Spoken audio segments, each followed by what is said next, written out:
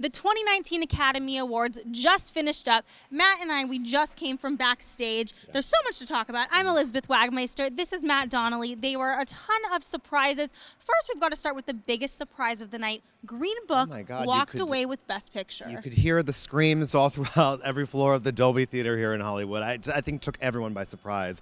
This is a film that's been plagued by controversy, has sort of been last on people's list for predictions. It's so interesting to see that this is what took it home. What do you think happened? Well, you know, you're right, Matt. Backstage, there was an audible gasp. I mean, louder than any reaction throughout the whole night. But afterwards, the whole Green Book team, they did come backstage. And it's interesting because you could tell when they walked backstage, even when they just won the biggest Oscar of the night, this is not a room that was rooting for them. They came backstage to a bunch of reporters, to press, and everybody was still asking about the controversy. Absolutely, yeah. They were a bit wooden, and I think a bit shocked, too, which is quite fair. I don't think anyone expected it when Julia Roberts read off the big winner. But yeah, it's just such an unlikely trajectory towards, like you said, is the biggest Oscar we hand out here every year in Hollywood. It's crazy. Absolutely. Now, I think also what could have happened, though, is oftentimes some things that win in this category is actually what people are voting against. And something like Roma, that was really favored to win. But again, that's Netflix, and that is changing the game of the whole film industry and how people really consume film. So maybe Academy voters were voting against that, saying, we're going to vote for a theatrical release. Absolutely. The Academy is a notoriously traditionalist body of people, even though membership is opening up and it's getting more diverse. But yeah, I think that's a great insight. And also, Alfonso Cuarón did not walk away empty-handed. No. He won Best Cinematographer. He actually walked backstage with 3 Oscars. 3 Oscars. The film won Best Foreign Film, and then he took Best Director, which is for some people a really huge prize. And I think that he was very gracious too about the entire thing. But especially for the past 2 weeks, I think it's been anyone's game. So I think that almost calibrates everyone to be grateful if you win, and really not that sour if you don't. Unless, of course, you go to the other biggest surprise of the night, which I think is easily Best Actress. Yes. So Olivia Colman won for Best Actress. Yes. Huge surprise. Yeah. Everybody thought that Glenn Close was going to win, and if not, it would have been Lady Gaga. But unlike Green Book, this was a welcome surprise. People backstage and in the room, they were so excited. And then Olivia Colman, she went up there, and she had the best acceptance speech of the night. I mean, she said, "Oh, Lady Gaga, this wasn't supposed to happen. This will never happen again." And everybody was really happy for her. I mean, she was kind of gobsmacked. And I think, you know, ever since the Golden Globes, when Glenn's surprised by beating Gaga out for her performance in The Wife, you know, I think it's been really a sort of polarizing race. It's like, well, who deserves what? Is it Glenn's long career that deserves recognition? Olivia, who's been this luminary at the London stage, but really unknown to American moviegoers, or someone like Gaga, who's been a global superstar for like almost a decade now or over. I just think, yeah, but I do think maybe the right person won. It is a more traditional Academy movie. You know what I mean? It's a it's a foreign chamber drama, but also really strong performances, wonderful supporting cast. I don't think it's out of left field, but I think it's certainly unexpected. Now, Lady Gaga, she did not go home empty-handed. She did win for Best Song. She finally got her Oscar, and we shouldn't be saying finally because it's not like she needs awards, but she definitely deserves them. One of the highlights of the night, it was a pretty snoozy night, but one of the biggest moments of the night was Lady Gaga and Bradley Cooper performing Shallow. We were captivated. I mean, the internet was captivated.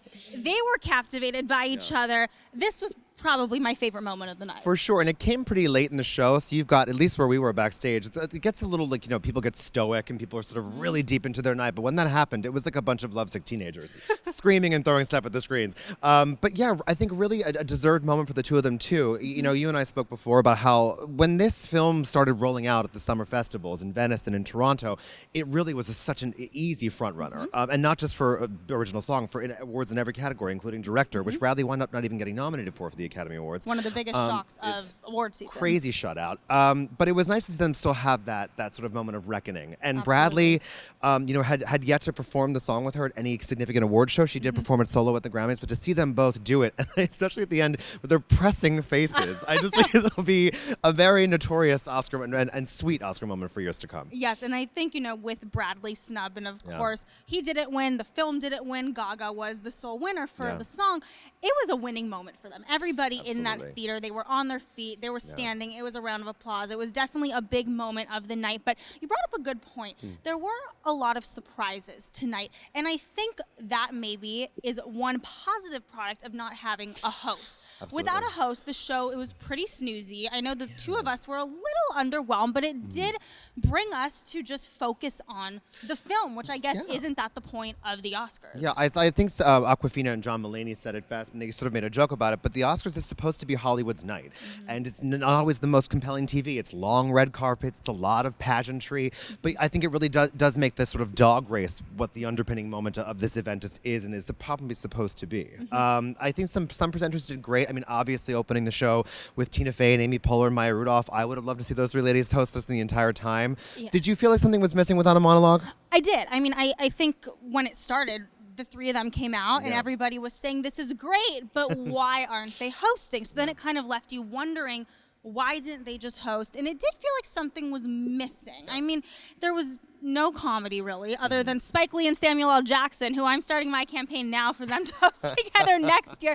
But the comedy moments were really audience reaction shots. It was Maya, it was Tina, it was Amy in the first 5 minutes. So I think, you were missing a monologue and you were missing that comedic host to really pull things through. I do have to give a shout out to Melissa McCarthy and Brian Tyree Henry, who thank did the you, most Matt. incredible bit with piling on costumes from every nominated film for their presenting in both the hair and makeup and costume awards. Incredible. Yes. But again, that's something you want to see over and over again throughout the Academy Awards. And then there was a cute little moment with Keegan-Michael Key, who flew down to introduce Bette Midler, who performed, and not Emily Blunt, curiously enough. But yeah, I think that there wasn't a lot of cohesion, and you really do miss that central figure who's sort of holding your hand and taking you through the night. Right. It was also a huge night for Bohemian Rhapsody, and of course Queen opened the show, and then another exciting moment, maybe a surprising moment, but a little curious, was the Wayne's World cameo.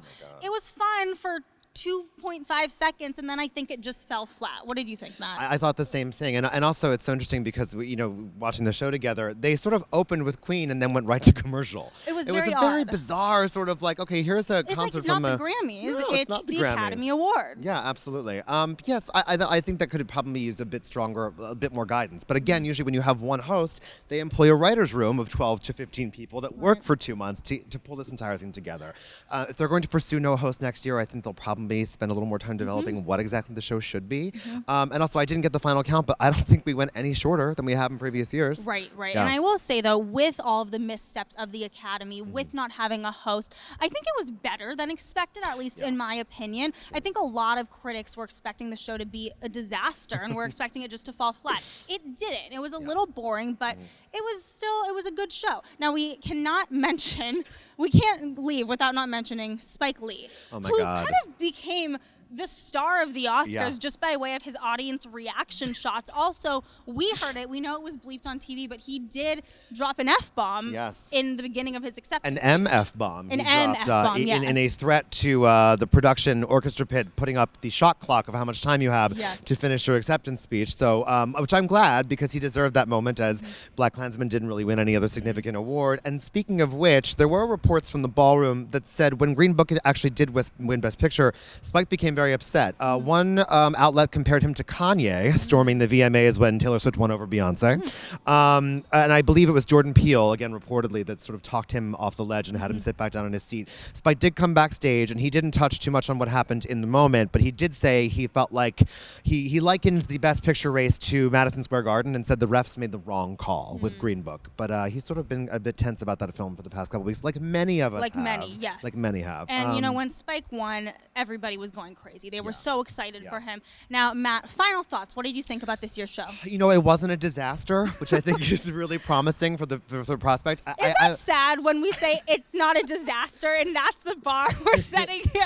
I'd be really curious to see the overnight ratings. I think that's going to be the last shoe that's going to drop. So if it's not too significant, I think that we'll look back on this as maybe not as bad as it has played out. But I cannot tell you how thrilled I am that it's Sunday night here at close to 9:30 p.m. in LA, and that we might all move on and look forward to a whole nother year of movies before we have to do it again. All right. But I'll be excited for it when that comes around. Absolutely. All right. Well, Matt and we are going to go to the after parties, and of course, all your coverage for the after parties and all things Oscars are on Variety.com and Twitter. So make sure to go there right now. Bye, guys.